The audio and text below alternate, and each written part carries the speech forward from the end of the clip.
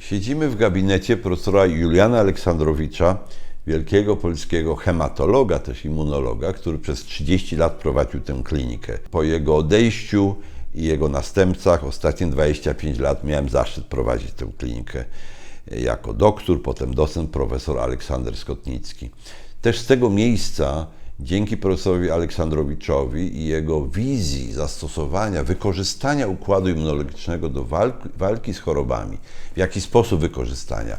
Właśnie naśladowania funkcji grasicy, która poprzez swoje hormony, jakby delegowane do różnych tkanek i narządów ustroju, zwiększa reaktywność immunologiczną, czyli odpowiedź immunologiczną, nasze zdolności obronne.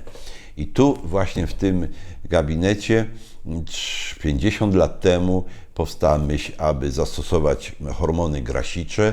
Wówczas profesor zwrócił się do jeleniogórskiej Polfy, która produkowała tak zwane organopreparatyki, i tutaj wielokrotnie koledzy z Jeleniej Góry przyjeżdżali do nas na konsultacje, a stąd idea, jak mówimy, immunoterapii, a więc wykorzystanie mechanizmów immunologicznych poprzez nieswoistą ich modulację hormonami grasiczymi rozszerzyła się na całą Polskę, a nawet na cały świat. W 1972 roku był Światowy Zjazd Immunologiczny w Brighton, gdzie profesor Aleksandrowicz mnie, młodego lekarza, wysłał z prezentacją jednych z pierwszych w świecie wyników badań klinicznych z zastosowaniem preparatu polskiego TFX.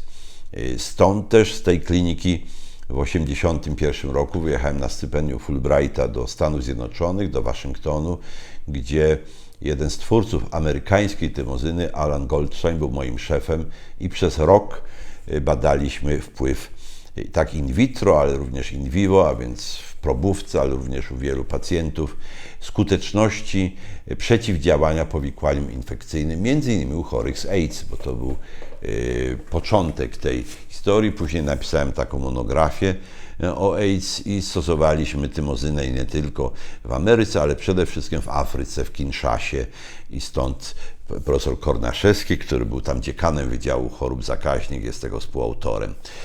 Czyli tragedia AIDS, która jest unaocznieniem najgłębszego niedoboru immunologicznego i skutków tego niedoboru, który może być korygowany między innymi przez hormony grasicze. Dzisiaj stosujemy świetne leki przeciwwirusowe.